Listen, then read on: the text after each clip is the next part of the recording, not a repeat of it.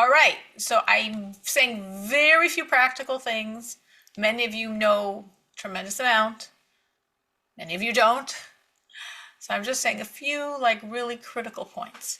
So the first critical point is it is very important before Passover to sell your chametz.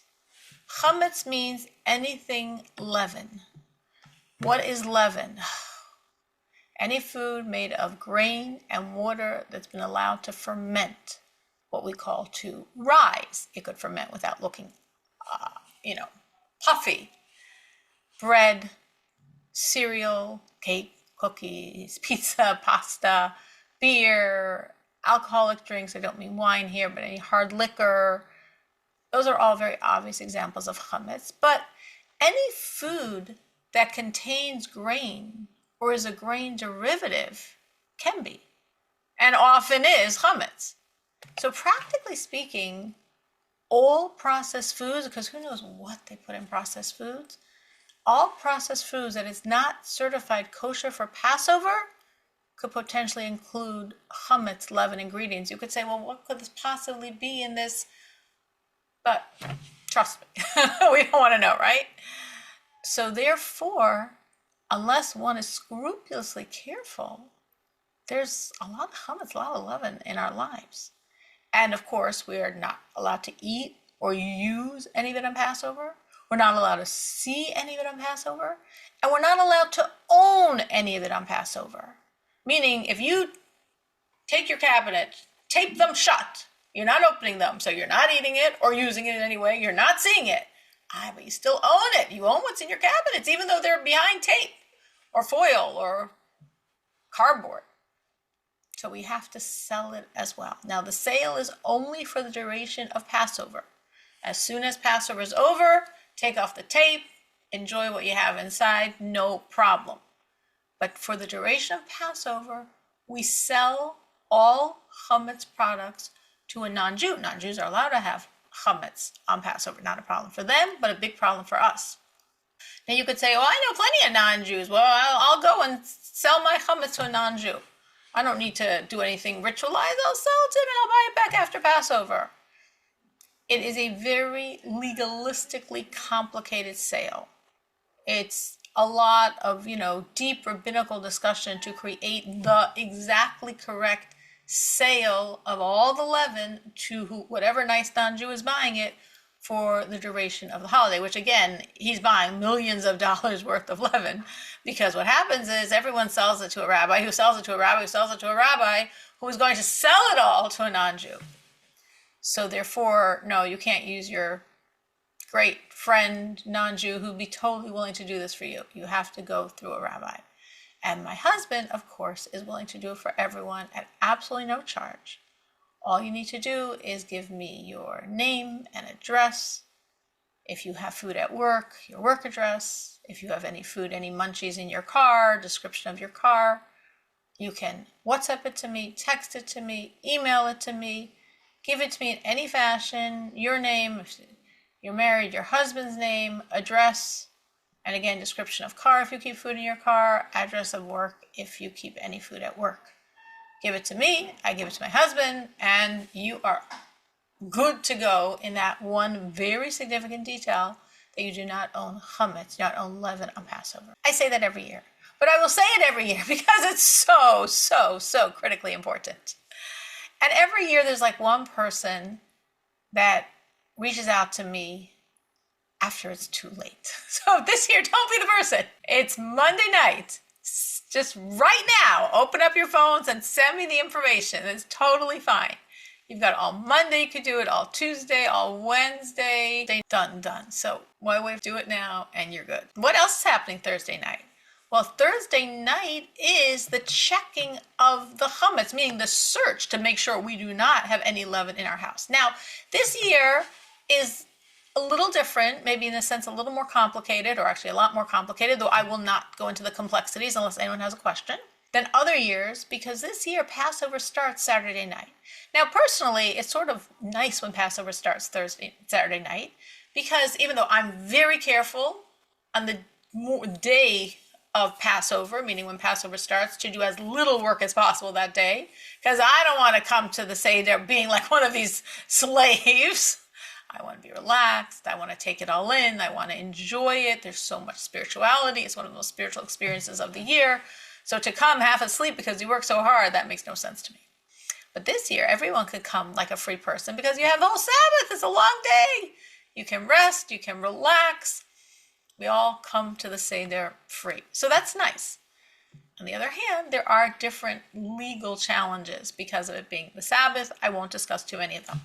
So just to tell you the order, the searching for the leaven, for the chametz, is Thursday night. Okay, we put out 10 pieces of bread. We have a whole kit with a feather and a candle, and we say a prayer after we search. The chametz, the leaven, represents our own ego, our own evil, and we want to search it out, find it, eradicate it, burn it, destroy it, and be very pure and connected to God. So we search for the chametz Thursday night. Friday morning, we burn the chametz, as we do every year, right? We burn the chametz. There's public burnings of it. You can find one. But we do not say the prayer that is normally said after burning the chametz, because that prayer removes our ownership from any chametz, and we have a Shabbos ahead of us, and we've got to probably have chametz for the challah. So therefore, we do not say that prayer. We burn the chametz before 11:40 on Friday. Before 11:40 on Friday, we burn our chametz. Do you have to literally burn it? Yes, you do have to literally burn it. You searched your house was so clean because you're already clean, so all you found was your 10 pieces of bread, great. My house, a lot of times we find other things also. Sometimes, however much you clean, there's certain things you miss. And some eagle-eyed searcher finds them, and that's great. Let them clean it out, no problem. It all gets burnt Friday morning before 11:40. Now we have Shabbos. Shabbos is not Passover. Passover starts Saturday night. Shabbos is not Passover. But on a practical level, we eat Passover food on Shabbos because we put away all our chametz. We finished with it. We're not going to start eating cake and making crumbs in our kosher for Passover home. So wherever you are, if you're someone else's house at a program in your own home, you're eating Passover food for the whole Shabbos. But you do need to eat challah. There are many different. There's tremendous rabbinic discussion on what to eat, and again, I'm not going to go into it all unless someone would like me to, and then I can. But just bottom line, eat the minimal amount, like 2 ounces per person. Eat it very carefully. Maybe eat it over a napkin, and when you're done, take that napkin with whatever crumbs are there and flush it down your toilet because you don't want to have any chametz crumbs in your house. And all of this has to be finished before 10:30 Shabbos morning. So it's a very interesting Shabbos because basically everyone starts praying at about 7:30. Because everyone has to get finished and get home and make the kiddush and have the challah and finish the challah before 10:30. Now, you do not have to finish your meal before 10:30. You can continue your meal however long you want, and you could say the grace, the benching as we call it, after the meal, whatever time you want, no problem. But no more challah. The challah had to be finished by 10:30. So again, Friday night, you have a small amount of challah, just enough for every person at your meal to have 2 ounces. Eat it carefully, like over a napkin or a tissue. Finish it. Throw the crumbs in the toilet, clean your hands over, and then you eat your kosher for Passover Friday night meal. Same thing in the morning. You get up very early. We pray early because by 10:30 we have to finish the challah, which means you would want to start your meal by 10. If you're going to a synagogue, the synagogue probably has to be over by like 9:30 for everyone to get home. So that's why all the synagogues, the whole world, are going to start praying very, very early Shabbos morning. And whatever time you start your meal, whatever time you normally start it, doesn't make a difference. The Shabbos, start it by 10. Because you want to finish that, you have to make kiddush and wash your hands ritually and eat all your challah very carefully, like over a tissue. Any crumbs fall on the tissue, make sure nothing's on your hands. Take the tissue, very carefully throw it in down the toilet and flush it down, and then continue the rest of your meal. So besides that challah, your meal is going to be entirely kosher for Passover, even though it's not Passover. But I can't have anything chametz out. So bottom line, it's 2 more kosher for Passover meals, which is of course beautiful. After you finish the challah, you then say the prayer that we normally say right after we burn the chametz. Remember, you burnt the chametz Friday, but I said you can't say the prayer because you're going to still have challah. So that prayer has to be said anytime before 11:30. Now again, just like I said, there's no point in, well, I could sell the chametz anytime till Thursday, so why should I send a WhatsApp to Cyril tonight when I could send it to her Thursday morning? Just send it to me tonight. So similarly, well, I had to finish my challah by 10:30, but I have an hour till I have to say the prayer, so I'll say it sometime in the hour. As soon as you finish the challah, say the prayer.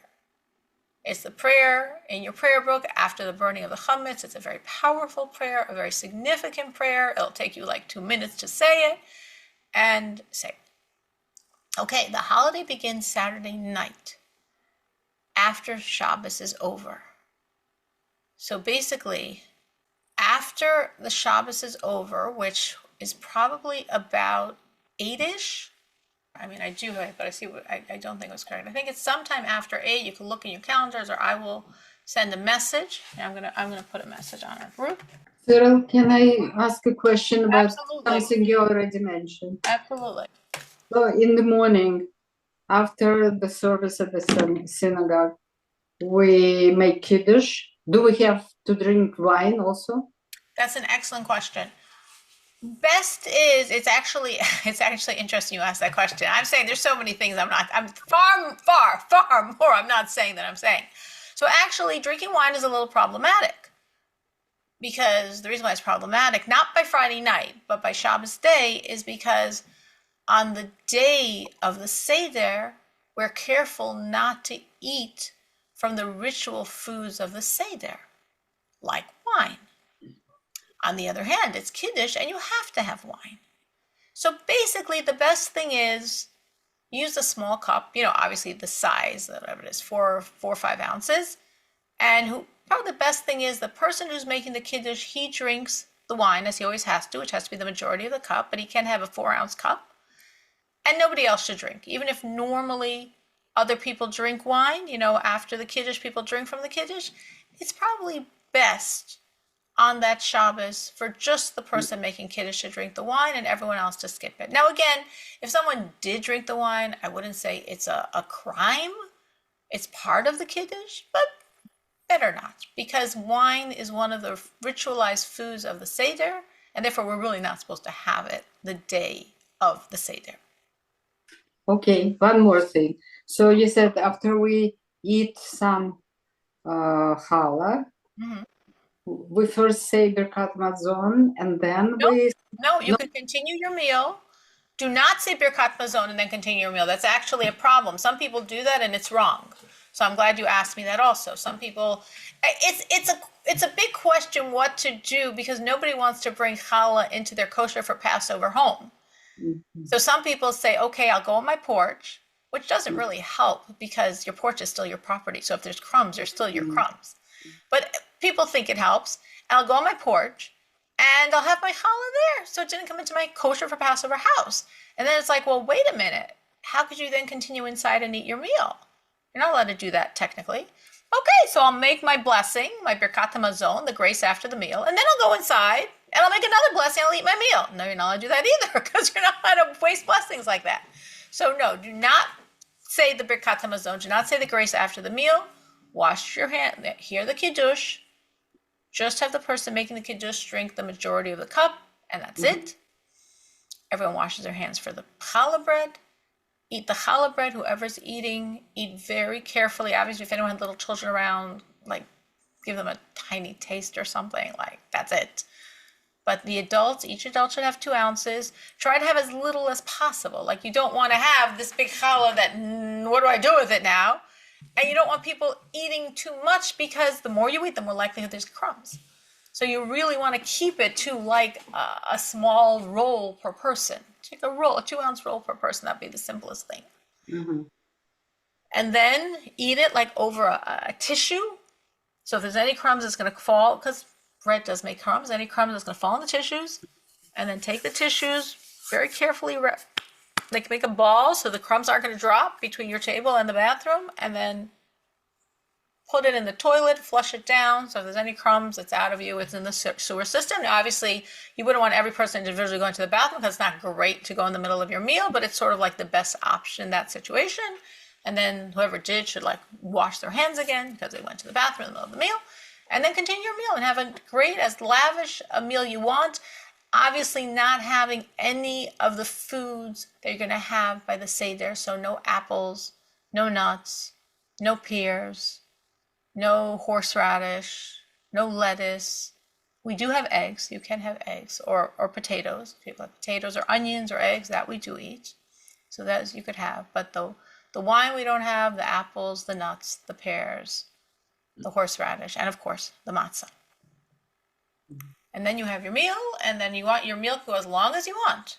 And you say the blessing after the meal, no problem. But what I'm advising is, right after you finish the bread, say that Kol Chamira prayer. You have an hour to say it, because you have to finish your bread by 10:30, and you have till 11:30 to say the prayer, but just say the prayer right away, so you don't get messed up. It's the prayer in the prayer book or in your Haggadah, it's in the beginning of the Haggadah, that is normally said after the burning of the chametz. But this year, because we still need to eat chametz on the Shabbos, because we can't have matzah now, and we have to have some type of bread, so we have to have chametz, basically. So therefore, we say that prayer after we finish the challah on Shabbos day. So before we say Birkat Hamazon, right after we finish the challah. No, you don't say Birkat Hamazon right after you finish the challah. You say the prayer that you would normally say after burning the chametz right after you finish the challah. You say Birkat Hamazon after you finish the meal. Okay. However long the meal takes, it doesn't make a difference. If you want to eat for the next 3 hours, no problem. You can eat as long as you want, as long as there's no apple, nuts, wine, pear, horseradish, lettuce, matzah. Eat as much as you want, enjoy, and then afterwards you make your prayer, your Birkat Hamazon. Okay, thank you. Absolutely. I'm so glad you asked the questions. They're really good questions. Anyone else? Anyone else have any questions on what I said?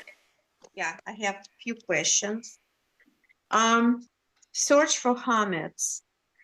Is it man's obligation, or if man is not available, I have to, the woman has to, I can do it and saying the prayer. Okay. Okay. Second question about the dog and dog food. The dog is old and sick on the special diet. But unfortunately, the food, the special diet food, has chametz in it, barley. So I don't know the amount, but doesn't matter. Doesn't matter. I read somewhere that you can sell the dog and the food with the dog. Right, but then the food can't be in your property over Passover.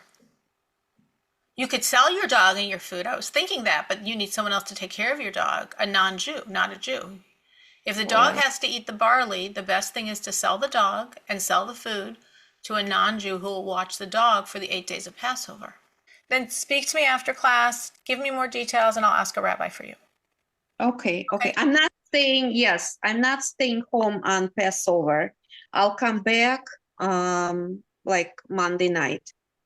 But still that the rest of the Passover I'm staying. Yeah. Right. So after class, call me or send me a message with all the details. I will ask a rabbi for you. Anyone else have any questions? So now this is interesting, a point that Menucha asked a question, which I gave her the answer. But in her specific situation, she's like, well, it's going to be her first before the dog. So, okay, now we have a rabbi. I don't know the answer. I'm not no rabbi at all. And I don't even know if a regular rabbi would be able to answer, but maybe a very big rabbi might find some loophole, because it would be a pity, for Menucha to be kicked out and in the doghouse before the dog is. So that we do have rabbis and we do ask them, and sometimes in extenuating circumstances, the big rabbi, can think of a loophole, and sometimes they can't. But it's always fine to ask, always knowing that you explain the situation. If the rabbi can find, he will. And if there isn't any, he'll tell you, yeah, sorry, there isn't. This is a reality. Anyone else? Anyone else have any questions? Cyril, I have a question. Sure. So let's say I coming to a place, a hotel room that's cleaned for Pesach, and I go there on Thursday. Do I still need to search for chametz? If you leave your house before Thursday night, you do not need to. But anyone, so Chava's asking a very good question. And even though it's not specifically Chava's situation, because she did clarify, but I want to focus on the question for a second, because for other people it might be different. If you are going away for Passover, but you will still be home Thursday night, you still have an obligation to search Thursday night. Search is a little different. If someone's in that situation, they could let me know, but they still have an obligation to search. You have to search. And you have to clean your house to search. You can't search and say, oh, there's no chametz here. When there's chametz, you got to clean it all up. There's some obligation. But if you are not home, if you are leaving before Thursday night, you lock up your house, you sell your house and everything in it to the rabbi who sells it to the wonderful, kind non-Jew who's getting millions and millions and millions of dollars worth of property over that week. And you don't have to check. You don't have to do anything as long as you arrive Thursday night in a place that is checking. But if you, let's say, were traveling and you were leaving your house before Thursday night, but you were going to be traveling and you were on the road until Friday morning, yeah, you'd have a big problem. That would also be a big problem. But as long as you arrive Thursday night in time before the checking is done wherever you are, that is fine. Now, just another point, I was mentioning that she's going away. So if someone's going somewhere else, let's say it's a Chava situation, but let's say, I don't know, perfume, makeup, which generally we would view as probably having chametz in it, even though it's not edible. Chametz don't have to be edible. Now you're like, well, I want to look good Friday. I'm going to a new place. I want to look good, and of course, I'm not going to use my perfume or my makeup over Passover, but I'm allowed to use it chametz on Friday, which you are. But you got a big problem, because then what do you do with it? you know, you're like, well, just like in my house, I'll put it in some cabinet in my room and I'll put tape over it. Okay, that works, but then the problem is, but you didn't sell that cabinet because it's not on what you told the rabbi. You told the rabbi your home address. You didn't tell the rabbi that hotel room. So if you're going somewhere for Passover, you have to either make sure that you don't bring anything with you that has chametz in it, or if you're going somewhere, let's say you're going 2 days before and you have certain things you want to have with you that you're, won't use over Passover, and you'll lock up somewhere in that place. You must put that address and give it to the rabbi the same way you put your home address. Obviously, right, your possessions there. It's not your house. You have no authority to sell a hotel room or someone else's house, but your possessions in this address you are selling. So how did I answer your question? I know because of your question, I realized other things that maybe are relevant to other people, but is your question answered? No. Okay, keep going. So I'm in that room on Thursday night. Do I need to do myself to do search for chametz in the room? So I would assume that because you're going to a program, they are going to do like a globalized search, which in essence should cover every single room, and you wouldn't have to do a personal one. But you actually can't assume that. You can't assume anything in life. And it would be worthwhile sending them like an email. Like, will you be every room has to be searched. Will you be searching also with your search? Will you be searching my room that will be part of that or not? And see what they say. If they say no, then you should do a search in your room. and then I need to include this room into selling just in case? No, you wouldn't include the room into selling just in case, because you can't sell the room. It's not yours to sell. No, I mean, if I find something in the room. No, because you're going to burn it. Anything you find, you will give to them, and they will burn it with when they burn it. Okay. In other words, for sure, if it's a religious thing, they have to make some type of search. So, I mean, I sure hope so. As I say, you can never assume anything, but I would hope so. But who knows? But your room should be searched, yes. So just in case I'll ask you, you probably don't think about that, but cosmetics. I just want to ask the same thing. People say there is kosher for Shabbos cosmetic. Is it really allowed to use? So now we moved away from Passover and talking about kosher for Shabbos.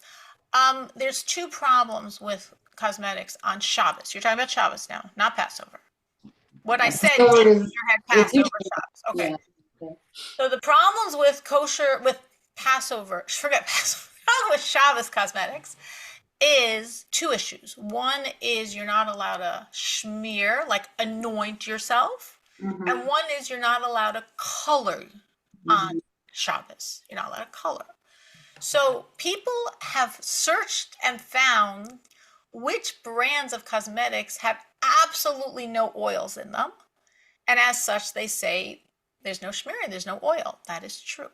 But there is still the problem of coloring. And therefore, no, you cannot use any cosmetics on Shabbos. In terms of Passover and cosmetics, just as I said before, I personally say cosmetics has chametz. There's bread in cosmetic. Now, there are rabbis that search through every product to find which products actually do not have chametz in them.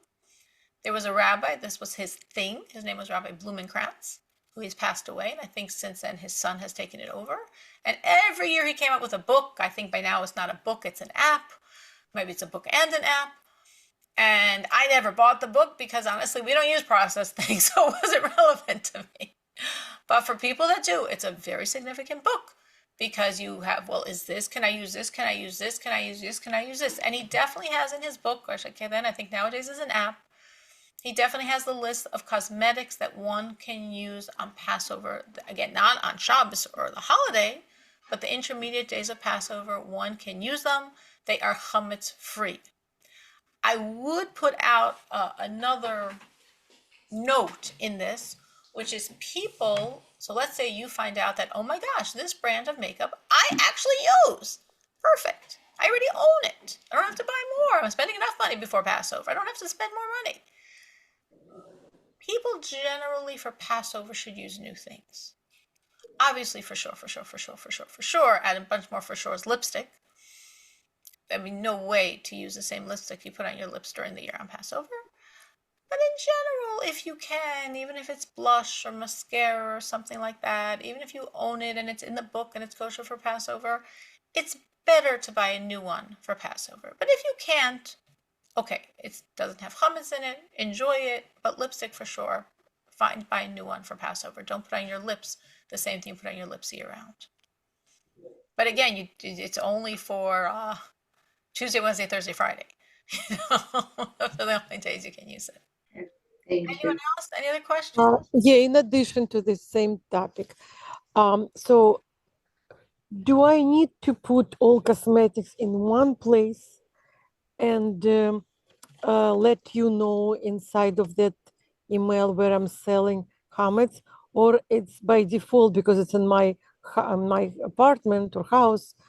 It doesn't matter where it is, or I need to specify where it is. Any chametz that you keep over Passover, you have to have some fashion of it being locked up. Meaning you cannot leave your makeup on your dresser, but you're not going to use it over Passover. Any chametz, if it's... What about cologne? Yeah, absolutely. Almost for sure that has chametz in it. Okay. So anything so like that, you could and put... What about deodorant? It might or it might not. You'd have to check the book. You'd have to check the app to see, is it, again, I don't have that book or app because we really don't, we try to use as little as possible processed over Passover. So it was never relevant to me. But if I use processed products, it's a great thing to have because everything you want to look up. So ask around. Maybe your local rabbi has the book or he knows someone who has the book. Usually I try, usually someone asks me a question and I try to find someone that has the book. I think my daughter-in-law might have it. So if you have a specific product, I could ask her. She used to some years. Well, I can be okay without using colognes or cosmetics, but there are some other products which So I'm saying, like if you remind me after class, I can see if my daughter okay, has the book. okay. I do know I'll some send here you she got one. Yeah, I'll send you I one. will But ask. But if what not, some about rabbis get the book. right? But what about medications? So medications, again, they list everything there. You would check the book. Can you use it? Now, let's say you have a medication that is not kosher for Passover, but for a medical reason you need to take it. So then you speak to a rabbi and you explain your situation. So medications also listed in the same book, Yeah, or oh absolutely. my goodness, it's like everything. Everything. It's a thick book with lists and lists and lists of Wow. Is everything. this update? Maybe there is online, this book online, because it has to be It updated. wouldn't be online because they sell it. It's probably online to be able to buy it. But I said, I think now it's an app that you don't have to physically get a book, you get an app. Okay. But Okay. they charge for it because All obviously right. they put in tremendous work checking every single product. They spend a Okay, whole got it. year on the book. This is their Understood. year-round occupation is figuring out every Understood. single product. But any medication you would check. And if it And is vitamins, of course, vitamins, right? anything you would Also, check, and if there's a medication that is not permissible, but you for a medical reason need it, then you speak to a rabbi. okay. And there is one more question. A Wait, little I just bit. want to go back to what you said Yeah. about cosmetics. I want to make sure that's very clear. You take your cosmetics and your cologne and anything else, and you put it in a medicine cabinet and tape it. Put it under your sink in your bathroom and tape it. Put it in a closet and tape it. Now, some people are very careful. My father was very careful. And all the chametz he insisted be in one place in the house. It was a tremendous extra job. But most people are not like that. And they can have taped things all over their house, and that's totally fine. But it must be shut. It cannot be visible. It cannot be accessible. Meaning, if you put it in a drawer, but you didn't put a piece of tape on the drawer, you still have a problem because anyone can open that drawer. Even though, well, nobody's going to open the drawer. I live alone. It doesn't make a difference. There has to be some symbolic tape that drawer is shut and you don't open it the whole Passover. Now, when you're selling it, you would write. Some people would enumerate. Different people do different things. Some people would enumerate every single place in their house where they have their chametz, and some people don't. They write their address and they write anywhere in my house. Yeah, that's You're what I allowed would to do that. prefer. But I in your would house, it prefer to. cannot be out. It must be shut, sealed, Yeah, some I fashion. understand. This part understood. But I have, let's say, produce which we will not be using. They're covered, sealed, but they, let's say, in the kitchen.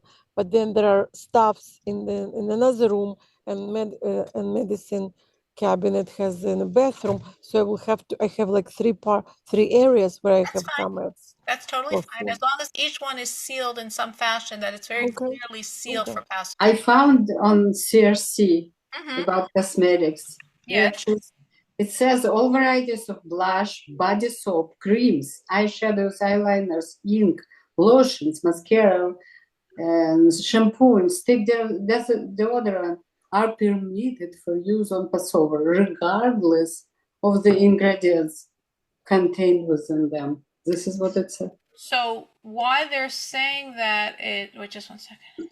And where did you read this? Please repeat. It's on the CRC application.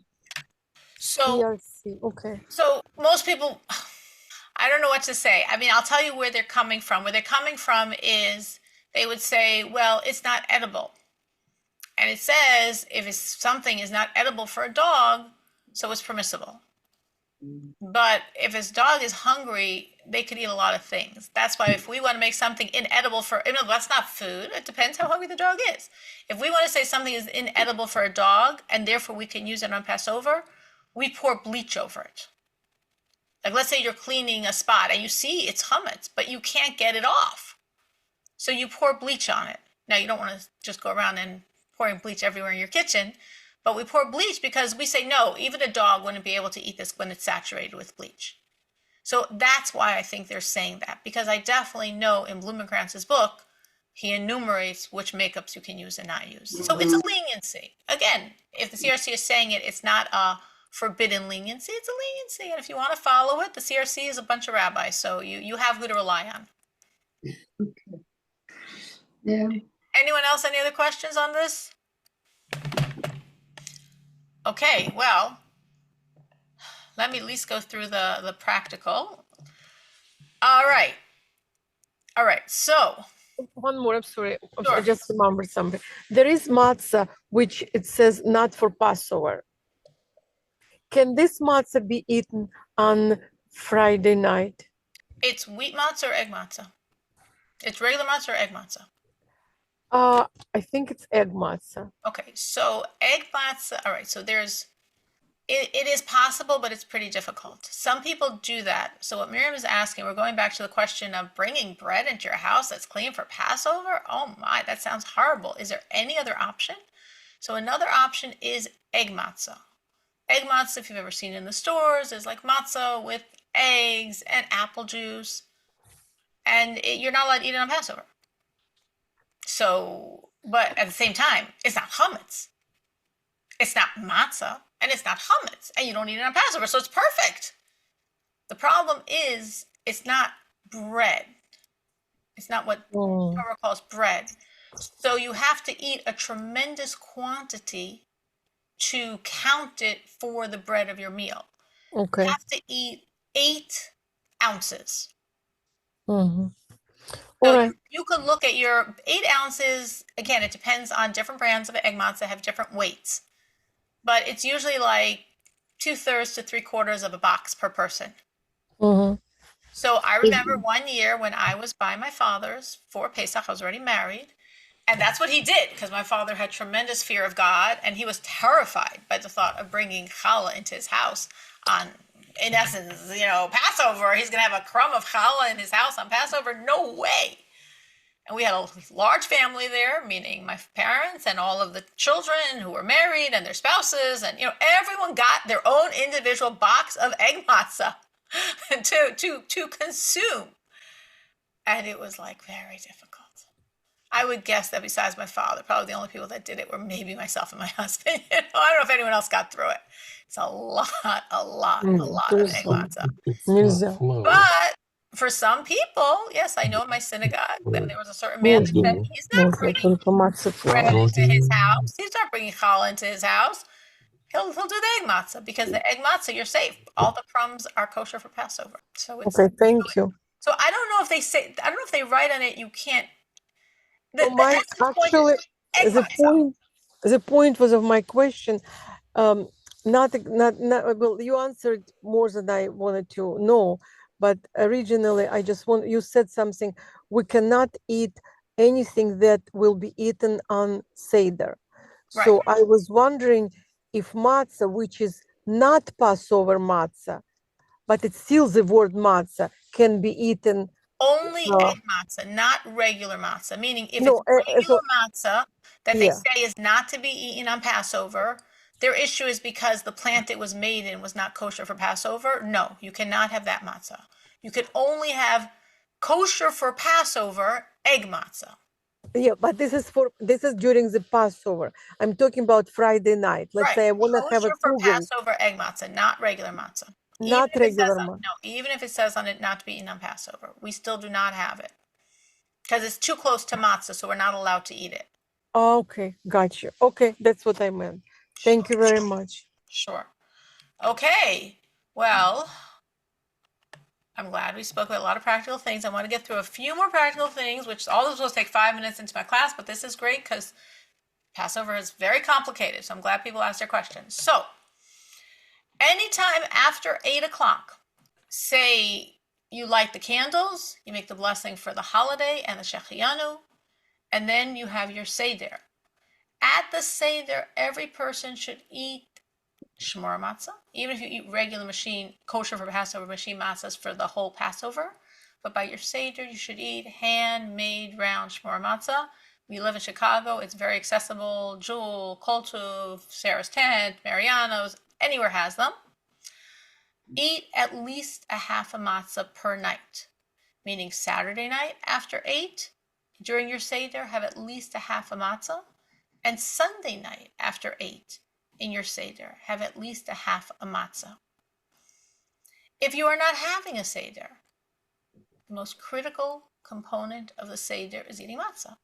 So, Saturday night after 8, eat at least a handmade round shmor matzah. And Sunday night after 8, have at least a half of round handmade shmor matzah. from Saturday, 10:30 a.m., this coming Saturday, 10:30 a.m., through Sunday, April 20th, after 8:25 p.m.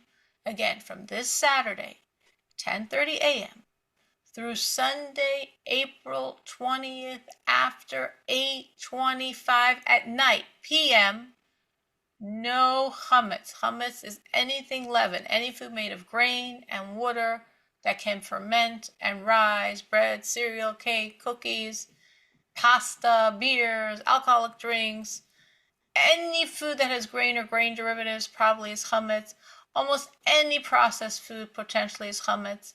And that's why generally, if you're being careful, if it's not a fresh fruit or vegetable or something like that, buy things for the week that say kosher for Passover on it. There are so many kosher for Passover products you could buy, and you could eat so much food you wouldn't even remember it's Passover, except there's no bread. They make kosher for Passover cake, and kosher for Passover cookies, and kosher for Passover crackers, and kosher for Passover ice cream, and anything you want almost. You can buy kosher for Passover. Passover is incredibly significant. It's incredibly significant to eat the matzah, especially the two Seder nights, Saturday night and Sunday night after 8. Eating that half a matzah of handmade round shmur matzah is very, very, very significant. And there's a lot of spirituality that we do not have any time to talk about, which is totally fine because God runs his world. And last week we spoke about the spiritual, and this week we spoke about the practical. Anyone have any more questions before we finish? So I'm reminding everyone, please, right now, send me a WhatsApp with all the pertinent details, your house, if you have food at work, if you have keep food in your car, send it to me so I can have my husband sell it for you, and you will not have that tremendous transgression. And make sure to have at least a handmade round shmur matzah this Saturday night after 8, and then Sunday night after 8. If any questions come up at any point throughout this week or on Passover, feel free to reach out to me, and I will probably ask my husband the answer. So there'll be a rabbi backstage that will be really answering your questions. All right, we should have a joyous kosher Passover. Sounds like a lot of laws. It is. It should be very joyous. It's liberation. It's getting out of our imprisonment. I am so excited. I can't wait to get free. I already planned exactly what I want to get out of this year. I am sure hoping God's going to take me by the hand and get me out of what I want to get out of. And all of us should have that merit, that figure out what you want to leave, what your Egypt is, what your Pharaoh is. And God willing, you should also find your freedom, your liberation over Passover. And it should be cosmic for the whole world. Passover is a great time for Mashiach. Our sages said, in this month, this Jewish month, which is called Nisan, the Jews were redeemed from Egypt. In Nisan, we will be redeemed. So it's a great month for personal liberation. It's a great month for cosmic liberation, and we should merit to have both.